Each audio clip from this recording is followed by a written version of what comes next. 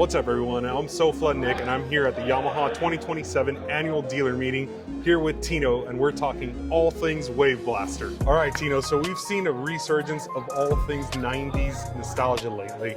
Did that have any influence over revamping the WaveBlaster?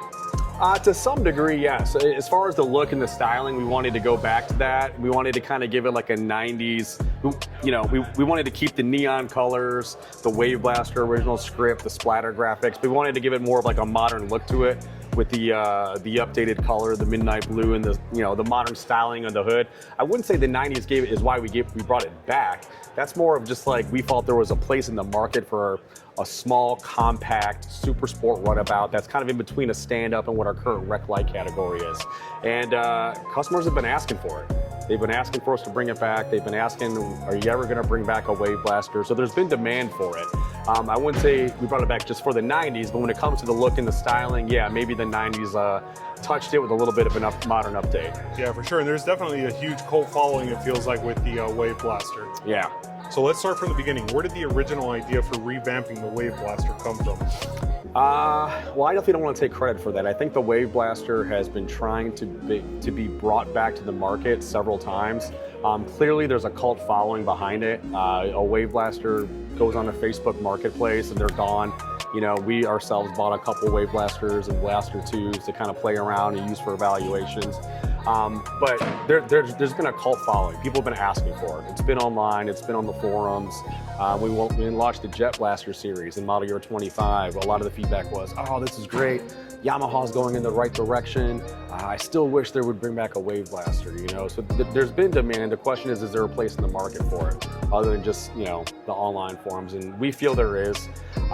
We feel there's a certain spot in the industry in between a stand-up and easy rec light watercraft where it's a little more challenging, it's a little more athletic, the power to weight ratio is there, there's some skill involved, and I think there's enough demand there that we justify that there's a place for this super sport product in the market.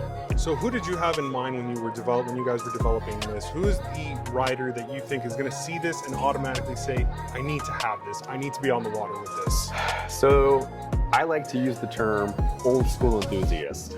Okay, so the guys that were around. Is that patented? No, it's not. And I think I can use it because those guys would agree that that's who the customer is. It's their target. So some of our dealer principals who used to be guys that raced WaveBlasters back in the 90s, those guys, the guys that rode them in the 90s, the guys that used to ride stand-ups, those guys, that remember this, these guys are now in their mid-50s and 60s, and I've heard them say things to me in the industry at boat shows, man, if they ever brought back the WaveBlaster, that's what I'd want to get. I want something just small and light and fun.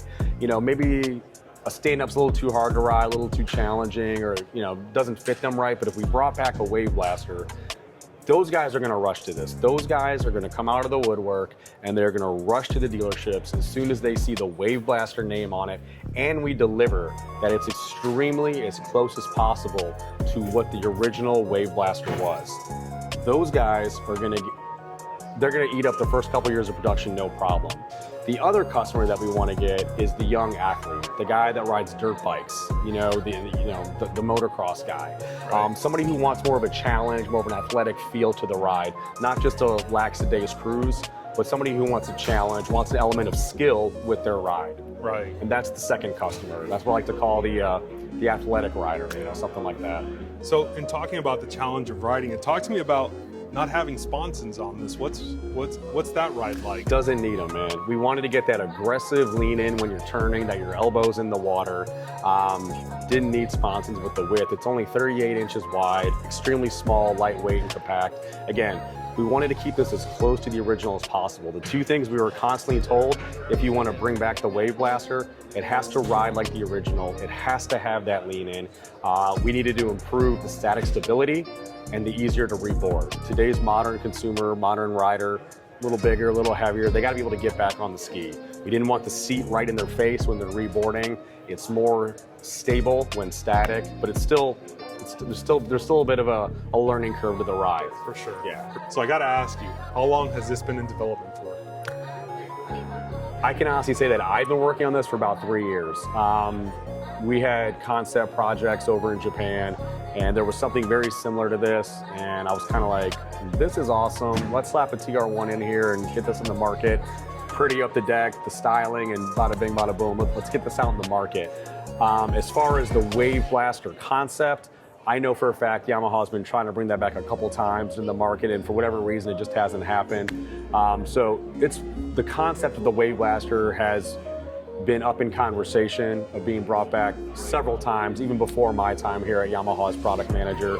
But me, myself, we've been working on it for at least 3 years, maybe more. So why was now the right time to bring back the WaveBlaster? You know, at Yamaha, we're really trying to give you a full lineup. We want to make sure every customer is taken care of. We want to make sure that every customer who walks in the dealership, we've got the solution to their PWC request. You know, last year we introduced the Crosswave, which is the opposite end of the spectrum. Yep. You know, it's the world's largest PWC, 4-passenger, stable for touring, fishing, whatever. And it was kind of interesting. It was fun knowing that we launched the Crosswave, knowing what we had coming the next year. The complete opposite, a 1-passenger, single compact runabout. Again, I think the idea is just to offer every watercraft solution to the Yamaha customer, have a full, complete lineup, and as long as there's a piece of the market where this product has a place, we want to offer that to the customer. Yeah, absolutely. And I think that this is going to fit that market that you're talking about. I mean, it's definitely designed on a different spectrum than the Crosswave, and I think it fits real nice into the entire lineup. It's a blast, man. It's so much fun. I think we really nailed it as far as being right in the middle of an old school Blaster and a Blaster 2. Like I've said in a lot of my media stuff, is like, we didn't just bring back the original, we brought back the concept. Okay, it's a different hull, it's got a different engine, it's a little wider, but it rides so close to the original Blaster and has that same feeling. So I think we nailed it, and judging by the dealer feedback and the guys that have ridden it, I think we crushed it. I think so too. What do you think's one thing about the WaveBlaster that most people won't get initially, but they really should think about? I think it's the power, and I think it's the lean-in feel to it.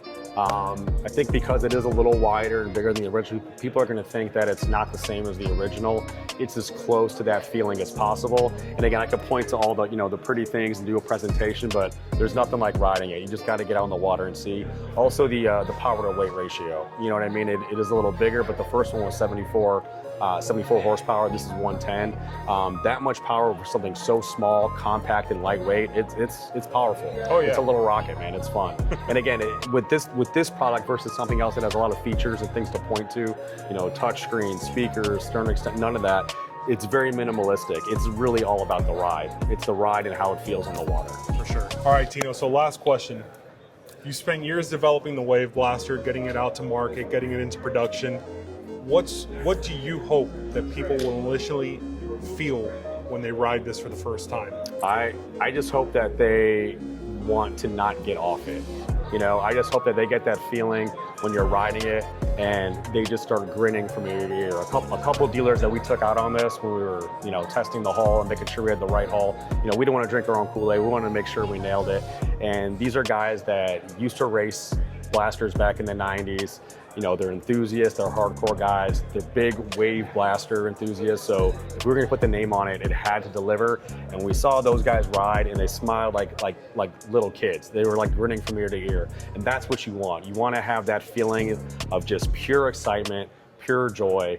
You know, there's a saying that like nobody's never not smiling on a WaveRunner, right? Yep. So we want to just keep that and have that feeling that when you're riding it, you just don't want to get off and you're just enjoying and having a great time on the water. For sure. Tino, thank you so much for your problem, time, man. Definitely. Always Thanks for appreciate coming. your Anytime, knowledge man. and your expertise. Anytime. And I look forward to the next one. Awesome. Thanks a lot.